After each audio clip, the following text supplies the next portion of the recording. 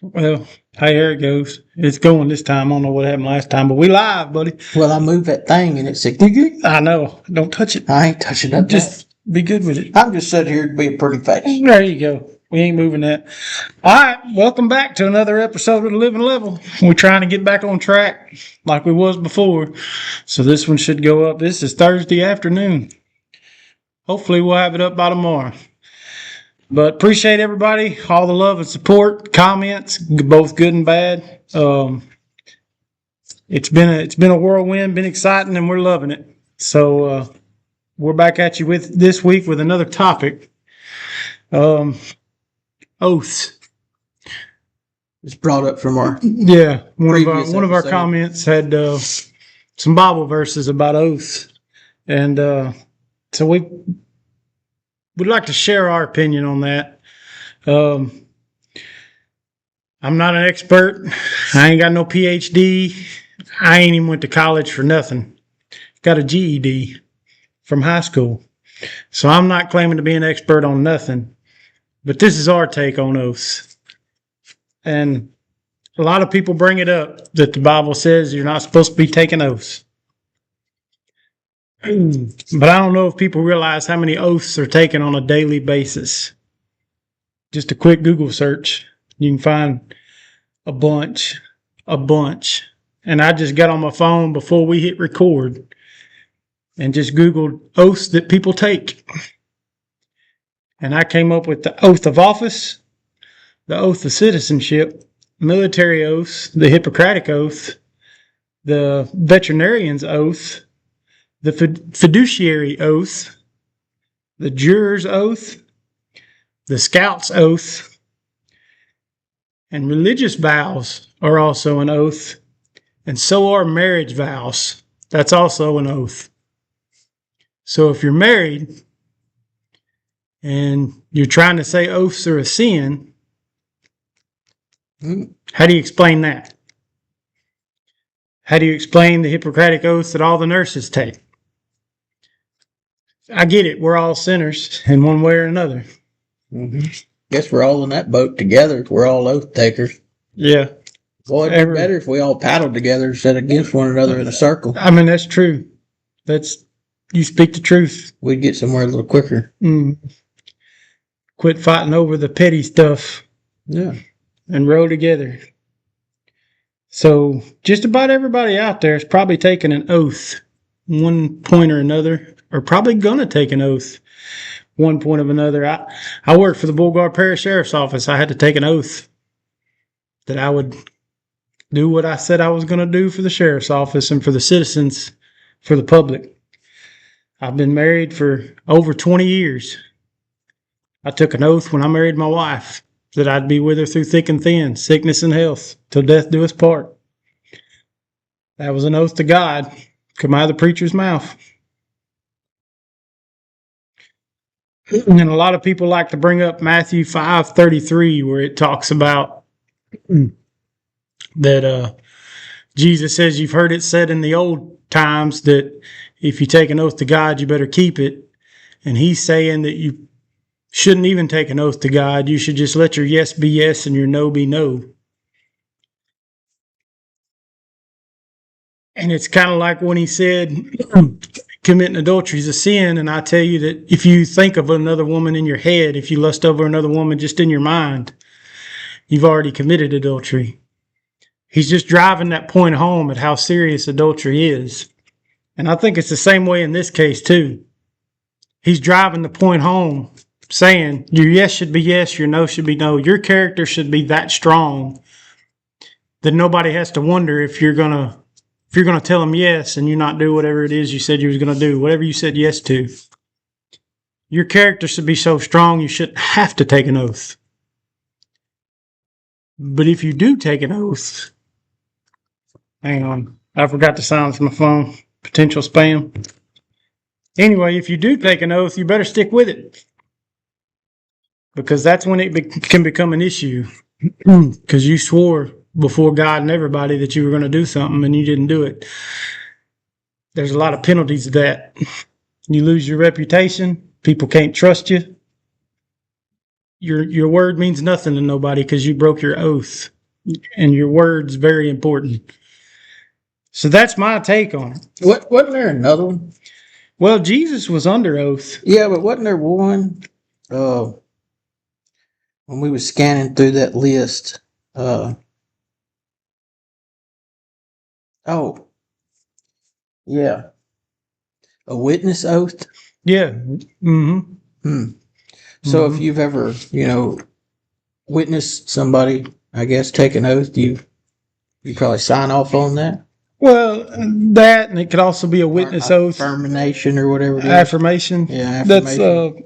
that, and like if you're on a stand testifying as a witness, you take the witness oath. I solemnly swear that what I say is the truth. I've never been sworn in like that as a witness, but it goes somewhere along them lines. A pauper's oath.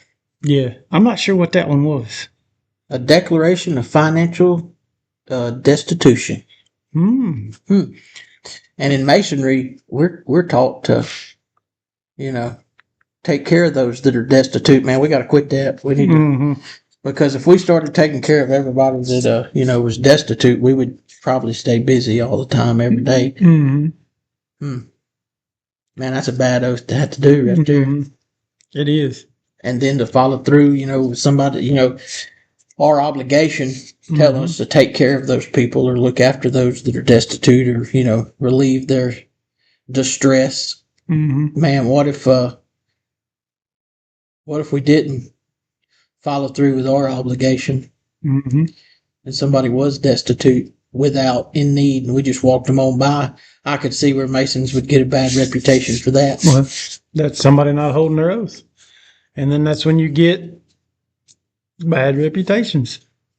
That's what happens, and that's basically what the Bible's trying to say is if you don't keep your word, that's going to be your punishment because nobody's going to take your word. Nope. He told me he was going to do this and he didn't. So I'm not taking him at his word this time. We'll find somebody else. Yeah. That's just like your oath of office. You're swearing your allegiance to your office, and you're going to carry out all those duties of that office. So help me God. Yeah. You break that oath, then they can take you out of office. Then what? You're out of a job. Yeah. And then you go put in somewhere else. And, he broke his oath there. Is he going to break his oath here? Yeah. I mean, contracts, that's another oath. Yeah. Any type of a contract, any type of an agreement you put yourself in is pretty much an oath. There's so many of them out there that we would be here all day, probably. The military oaths. I mean, if you're taking that verse and putting it there, saying anybody that takes an oath is going to hell, and I'm not saying that's what this person said at all, and don't know the person. He just put the verses up there to start conversation. And that's good. That's great. That's what we want. That's what we want. And like I said, it may not be what he's trying to say, but in the past, I've had people tell me that when they find out that I'm a Mason, is I'm going to burn in hell because I took an oath. All of our military going to burn in hell. All of our police department going to burn in hell. All of our doctors and nurses going to burn in hell. All of our veterinaries, everybody that's married, all the Boy Scouts, anybody that's took religious vows, it's all oaths. The monks that take those, vows of silence or whatever? Well, depending on the monks, yeah. Celibacy and silence and whatever. I'm not a smart guy, so I don't know. Well, me either. Yeah. I know that oaths are something that at some point in time, everyone's taken. And I imagine we get up every morning in our mind, and whether we think it or not, and I'm going to try to do better today. Lord, help me. Are you making some kind of little oath right there that, a covenant that I'm going to try to be better today? At the end of the day, were you actually better? Yeah. Or did you break it? Or did you break that oath? Yeah. And we're all sinners. That's why Jesus died for us, because he knows we was going to mess up. Yeah. Ooh. Knows we was going to mess up. Yeah. Mm-hmm. But you said earlier that he was under oath? Yes, he was under oath. You can find it in Matthew 26, 63 and 4. It's when he was being interrogated, and he wouldn't answer no questions. He stayed silent. You got your handy dandy pocket Bible? And hey, yeah. For those that, may be like me, a little on the lazy end, and we'll let you read it to us.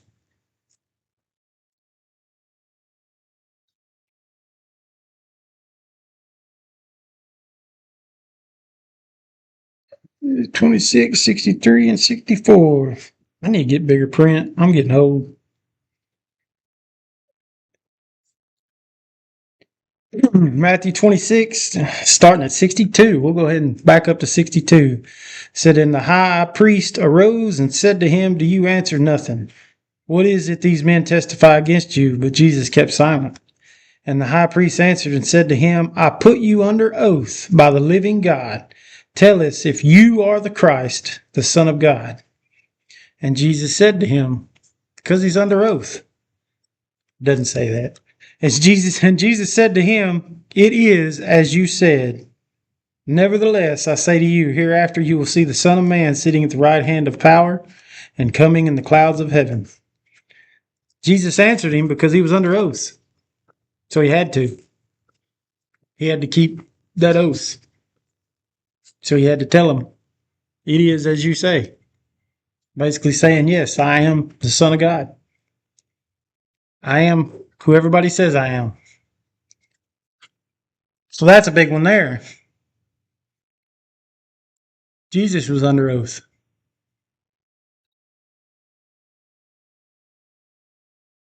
How do you explain that? Well, I guess if it's, good enough for him to do it, it's probably good enough for us too. Yeah. And, I can see if you're taking an oath to do evil stuff. Yeah. That'd be bad. All the way around.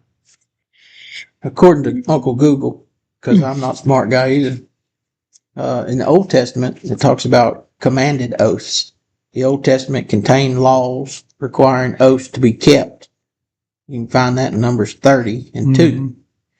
And permitted swearing by God's name. Deuteronomy 6 and 13. And then profaning God's name, taking false oaths, was a serious offense. Profaning God's name. You can look that up in Leviticus 19 and 12 and Exodus 20 and 7. In other words, if you took an oath and didn't hold it, didn't abide by it, that's when the trouble starts. Yeah. Sources of oaths, anything beyond a simple yes or no. Mm-hmm. Which, that right there, I've been sworn in a couple of times, and I've taken a few different oaths, and none of them ever just said yes or no. They kind of went in depth. Same thing with marriage vows. You get asked a bunch of questions by the preacher. Yeah. And you say, I do. So you wonder how many married people, that are against oaths have stopped and thought about, oh, man. I made a lifelong oath. An obligation, a covenant, a commitment, a contract, a forever binding agreement. You just ain't plucking your shoe off. No. I don't think people, like I said in the last video, I don't think it's researched enough before they dive off in there and jump into something. And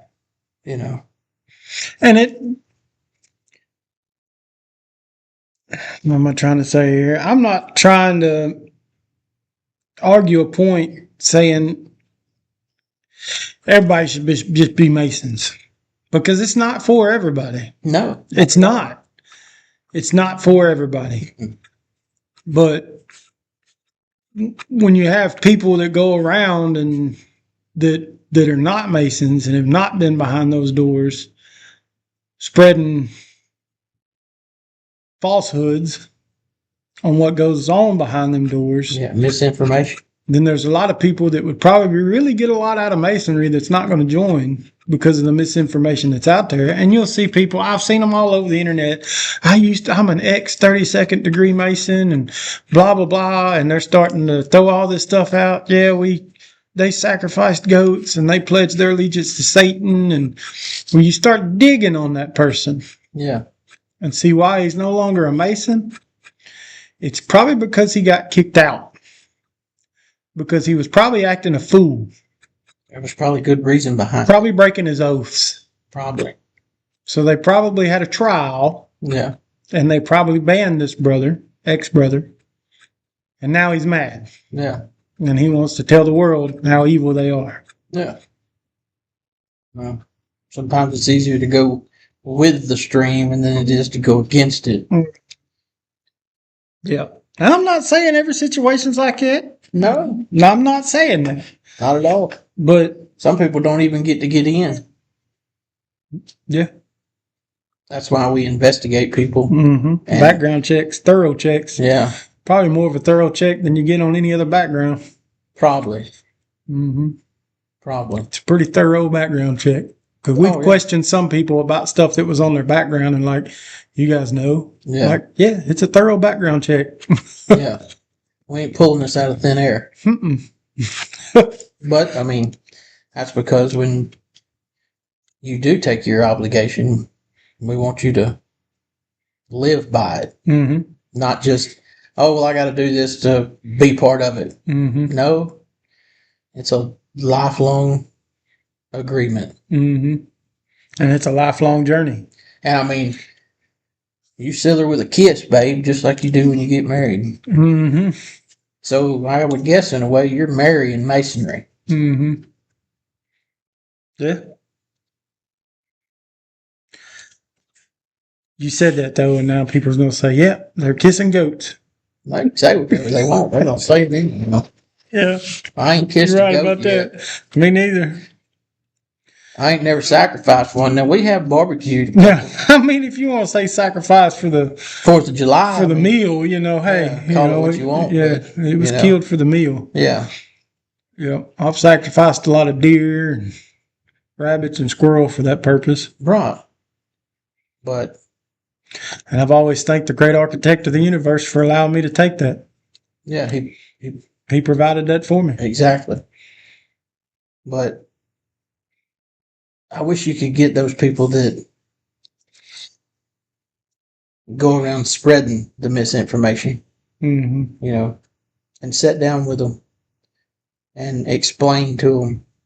But most of them are closed-minded. Yeah. They know one train of thought. That's all they got. Mm-hmm. You know, you could take them on a midnight run to do some of the greatest things that Masonry does, and they'd still, man, that is awesome. I'm so glad you let me come with you. And as soon as you leave, them bunch of devil worshiping, goat drinking, blood sacrificing, Yeah. you know, heathens. Yeah. You know, you can't change some people's minds, Mm-hmm. but we'll do our best to set the record straight. And I've heard a lot of people, that guy on the Sean Ryan show was one of them, talk about people that are in Masonry that have a demon attached to them. And it was because of Masonry. And my mind, I'm pretty open-minded. I try to take the whole outlook on everything, see everybody's point of view on it. And to Dan, the man that was on Sean Ryan's show, he's seeing that one side of it.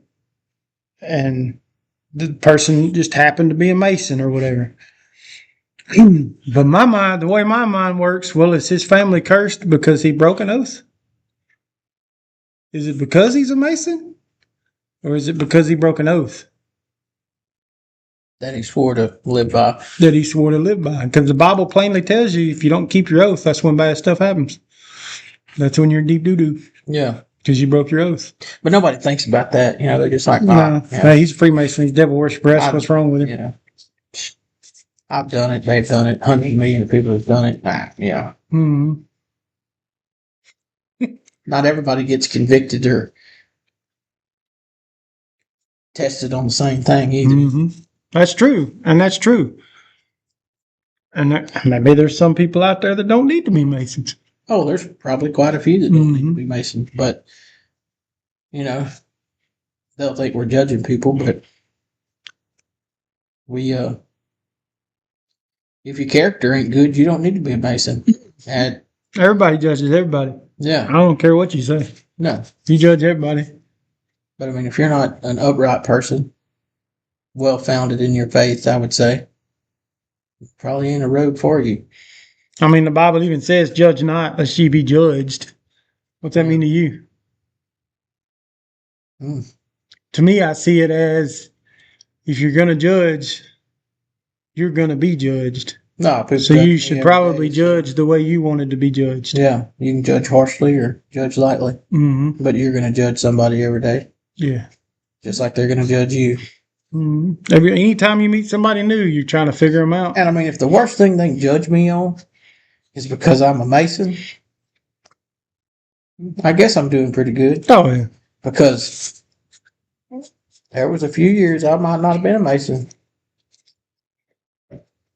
I may have been headed on a different road. Oh, yeah. You know? I may not have been, and I ain't saying the person's character can't change, but, you know, they can if they want to. But that don't mean they're going to. And sometimes people get in Masonry to change. It changed my life. If you're open-minded, it can. But if you're closed-minded, it won't. If you're closed-minded, ain't nothing going to help. No.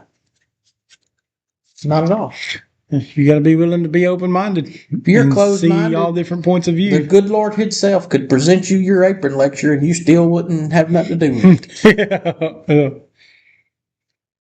I don't know. It brought me closer to God when I joined the lodge. Oh, come on now. They did. They don't do Believe it or not, it did. They don't do that. What was it? It was just a series of things. Everything. The main thing is I've never really heard God brought up as much as I do inside of a lodge. I mean, I've even been to a few churches that sadly didn't bring his name up as much as it's brought up in lodge. Yeah. You wonder if preachers, when they go take over a church or they go to start a church, you wonder if they take an oath of some kind. I don't know. Like a pastoral oath. I'm sure they probably do. I just wonder. I mean, I don't even know if there is. I mean, baptism is a type of oath. Yeah. Yeah. You're declaring your allegiance to God in front of God and man. That can be considered an oath. And I may be wrong. I don't know. But it seems like it could be considered an oath to me. Yeah.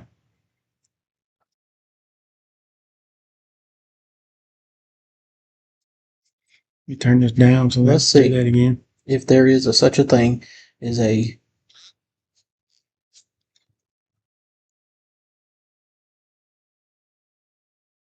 they might try to call it something else, like a vow. It is an ordination vow. A solemn promise made by a clergy member to God and their church, committing to a life of integrity, service, and faithful adherence to Scripture, often involving pledges of spiritual leadership, moral purity, financial honesty, prayer, and care for the congregation, reflecting biblical principles for ministry. So basically, it's telling that congregation he's going to be a good preacher. Yeah. He's going to try his best to be a good preacher. Yeah. Yeah. A vow to maintain integrity. Make every effort to be found spotless, blameless, and at peace with him. 2 Peter 3:14. Where have I heard that before? Oh, man. Where have I heard that before? Clear and unspotted? Yeah, your apron lecture? That's a little piece of it, yeah. You know,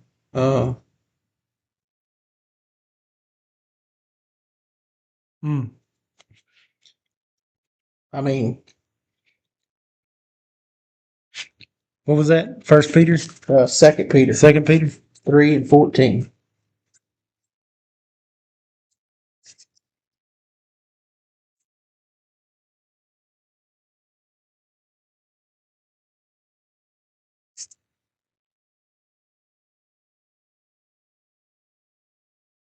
But I mean, Second Peter. yeah, ordination vow is the same thing as an oath.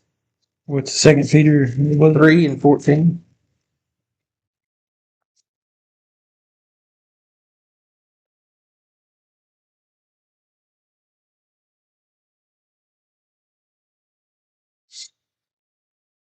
Yeah, that's where he's telling them to be blameless and spotless. Therefore, beloved, looking forward to these things, be diligent to be found by him in peace, without spot, and blameless. And consider that the long suffering of our Lord is salvation.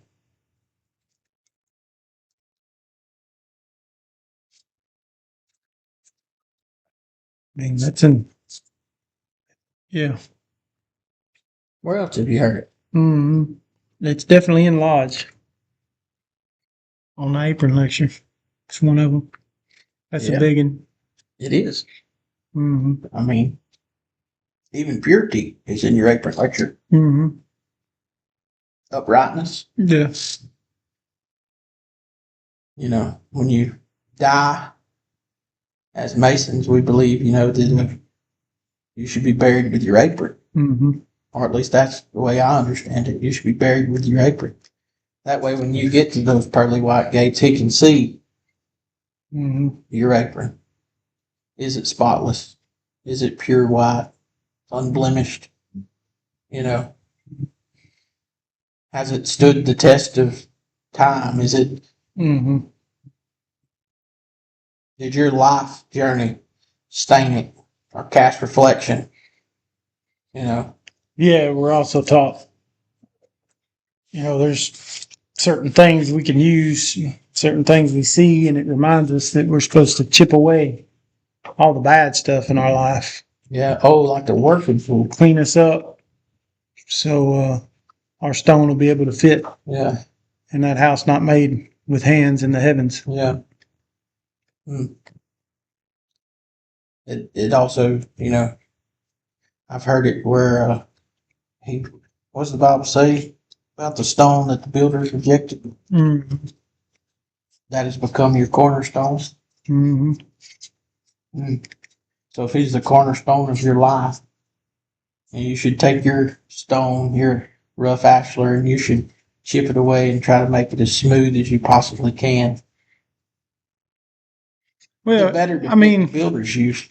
And if you look in the Bible, if you read throughout the Bible, over and over and over and over and over, especially in the New Testament, and I don't say this to mark anybody. It's just what's in the Bible. Over and over and over and over in the Bible, Jesus' main adversaries were the religious folks of the time, the people that had the PhDs in religion, and then they were steering people wrong. And Jesus kept saying, "You're wrong in Jesus' way. You don't know what you're talking about. You've got this all wrong. Here's what needs to happen." And they killed him for it. And they said he was spouting blasphemies because they knew better than Jesus did. Yeah. They knew better than this carpenter's son did. This nobody that was a crazy person. Yeah, because nothing good comes out of Nazareth. Nothing good comes out of Nazareth. That's a quote from the Bible. Mm-hmm. But you wonder. So with that being said, you take that and put that nowadays, and it's almost the same thing. In my experience, it seems like these guys with the PhDs. I mean, there's one on the Sean Ryan show that's telling people to burn the King James Bible. We showed last week that's all the Masonic Bible is a King James Version Bible with a little bit of Masonic history and how Masonry ties in with the Bible. Yeah. Now I know his theology is different than ours, Yeah, and I get that. but I don't think you should tell people to do that if No. it's a book that you've never read. Hmm. Because if you really sat down and read the Masonic Bible, you would find out how close it is to everybody else's Bible. It's a King James Version Bible. The only thing that is different is yours is home, doesn't have all the extra Mason stuff in it. That is the only difference. But you wonder what kind of oaths he's taken. I'm sure he's probably took several vows or oaths. Yeah. Wonder.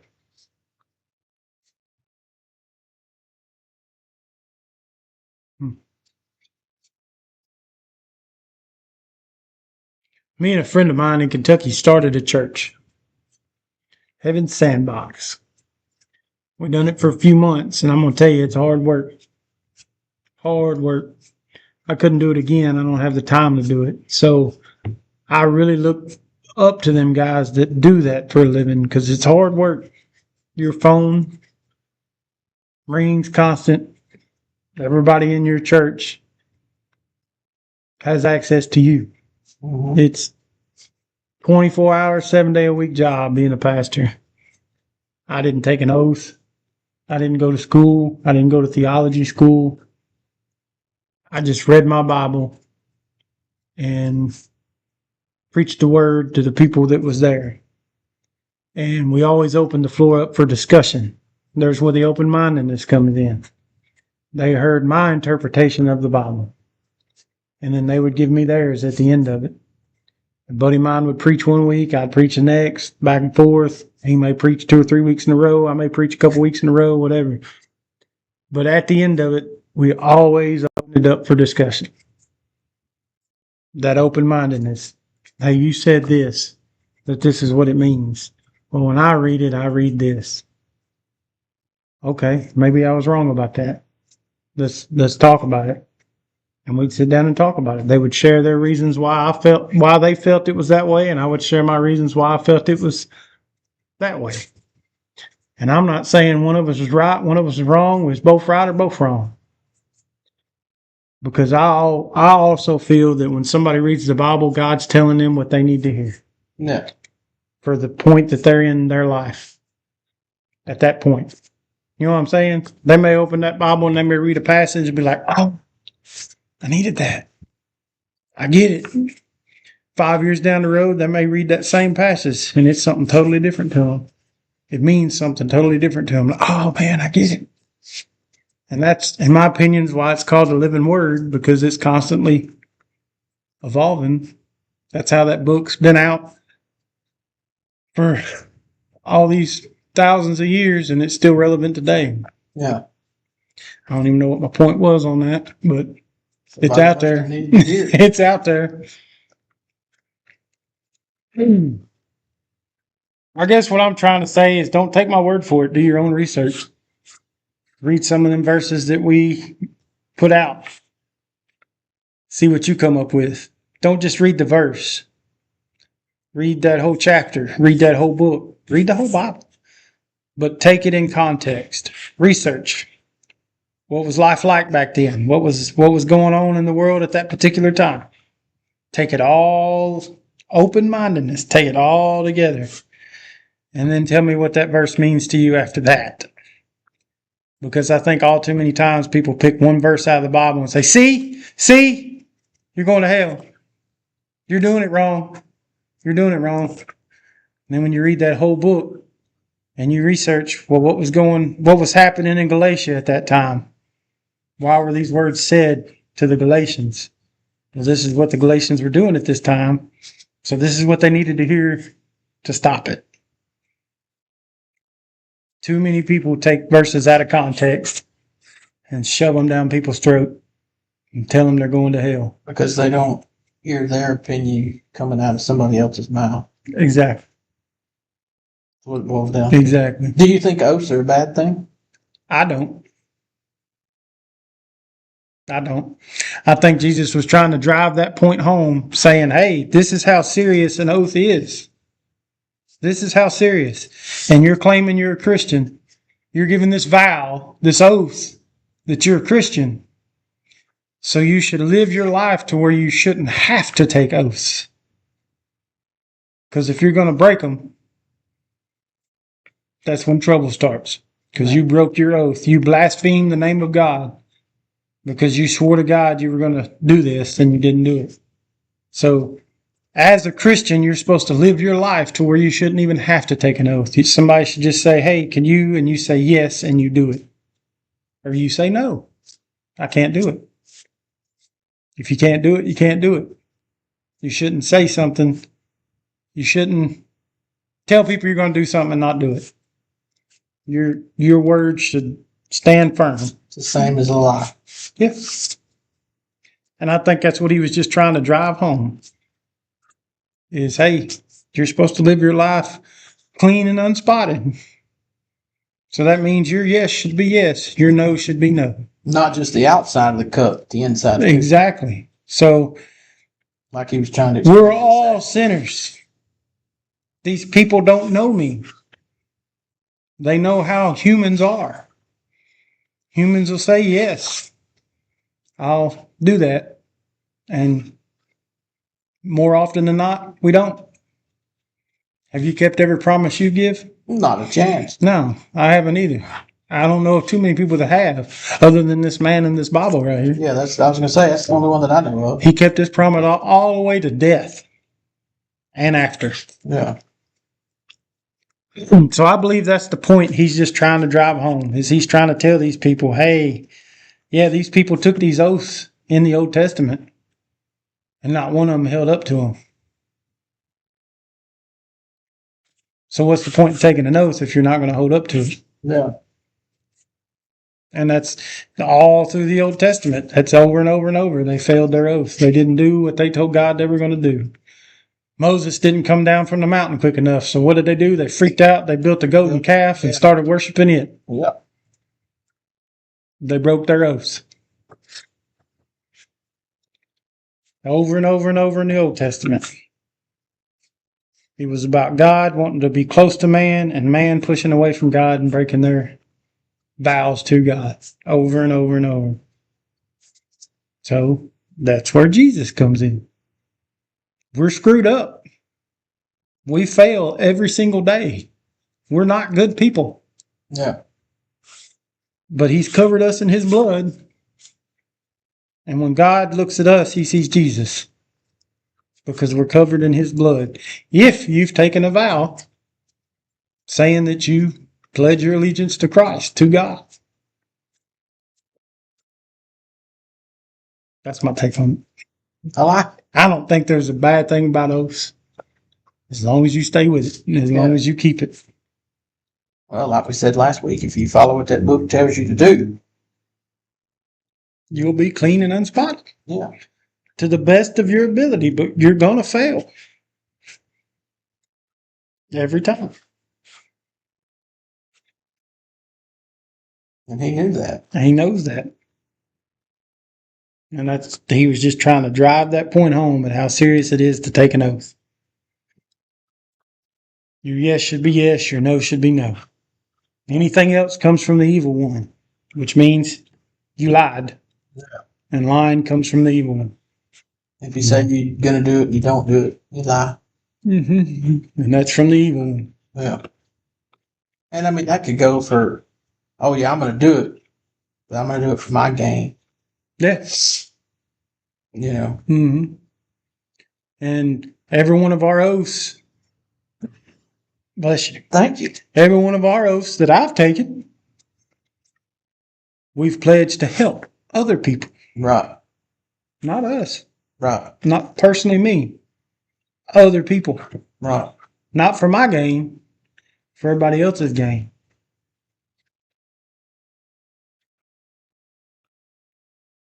I mean, I have pledged that I would be a better person. Yeah.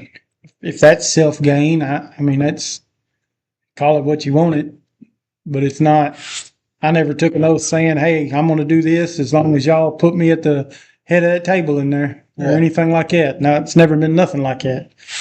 It's never been, nobody's ever told me if you do this, you're going to be Grand Master of the state of Louisiana one day. Yeah. You know, I'm not I think people get caught up sometimes when they let their yeses be yeses when they really should let them be nos. Because I've struggled with that in the past. I think not all people, but certain people that do take oaths for self gain, they want to be the king. Mm-hmm. And me, I don't want to be the king. I just want to sit at his table. You know, it ain't all about being the one. Mm-hmm. Well, the king has a place at the table for us. You know, that's all I want to do. Mm-hmm. Sit at his table. That's more than enough for me.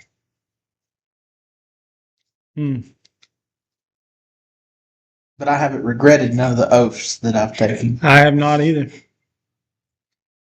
And people, this old world might be a little better if people started letting their yeses be yeses and their nos be nos. That's what he's saying in the book. Your character should be to the point where when you say yes or no, people's going to be like, oh, he said yes, he means it. Or, oh, he said no, he means it, you know. And, I mean, that comment was great. It sparked a lot of conversation. Oh, yeah. Yeah, we've been talking about this ever since the comments. We've talked to other people about it and got their take on it. And it's been fun. I appreciate the comment. It was great. Keep them coming. Yeah. Like I said, good or bad. We take them all. Hopefully this opened your mind a little bit. And if it didn't, hey, you be you, boo. No love lost here, man. We still love you. Love everybody. We may come off a little harsh sometimes on some of these videos, but it's all in good fun. That's just kind of who we are. All good conversations. And I think that's the problem. One of the big problems in the world now is nobody can sit down and have a conversation without. Well, there's that closed-mindedness, you know. Yeah. If your opinion don't match theirs, they just they go to town, you know. And that's what we're just trying to do is show you a little bit more of the other side. The people that do live that life, truly live that life. Try our best. We fail every day, just like everybody else does. But we try, we pick ourselves up, dust ourselves off, and start over tomorrow. You know, it's what you got to do. I don't know. Anything else you want to add, cuz? I ain't got one. I think it was pretty good. Still in the new year. Oh, yeah. Still rocking. Getting geared up to get back into our community service and stuff we do around here. Yep. Don't forget to call your neighbor. Check on that brother that ain't been coming to lodge. Yeah. Check on that old widow lady down the road. Make sure your neighbor's bowl's full. That's right. Make sure your neighbor's bowl's full. That's Brother David Carroll, one of our past interviews. That was one thing he said. You shouldn't be looking in your neighbor's house unless it's just to make sure his bowl's full or not. You know, help them out if they need some help. Be that light for somebody else. Be that hope. That little piece of hope that things are going to get better. I've heard it said, my wife says it quite a bit. If somebody's down and out or struggling with something, she'll tell them, don't worry about it. I got faith when you don't. Mm-hmm. And be sure that you got that faith for somebody else. Don't take much. Mm-mm. And like we said in the New Hope episode, with hope, there's faith, and with faith, there's hope. Mm-hmm. They go hand in hand. So spread it around. They go hand in hand. That manifold blessing thing. If the God's blessing you, spread that blessing out. Yep. Spread it out. Don't just keep it all for you. That's what we're supposed to do. We're supposed to reach out and help people. And study them oaths. Look them up on Google. Check them out. Yeah. Some of them pretty interesting. Mm-hmm. I didn't know half of these existed that we looked at. Some of the ones I didn't even know what they were. I didn't write down because I was like, well, I don't really know what they are, so I don't write them down, because that's just me. But because I don't want to spread no misinformation to anybody. I don't know, But that's all we're saying. Keep an open mind. There's two sides to every single story on the face of this earth, no matter what it is. And if you got questions, go to the source. Exactly. Like I said, you put a question in the comments. If it's something we don't know, we'll ask somebody that we think might know and get back with you. It may not be the next episode. It may be a month or two down the road or something. We might get back around to that question. But if you do have any questions, good or bad, let us know. Yeah, we take it. We know quite a few people, Yep. and we can get that answer for you, or try our best to do. So with all that being said, appreciate y'all tuning in again. And I didn't do it last video because I forgot. But we was a little out of it. Yeah, we was off. We was off, especially me. But before I go, I'm gonna have you to smack that like button, hit the subscribe button, and whack that little bell. Until next time, we'll see you on the Living Level.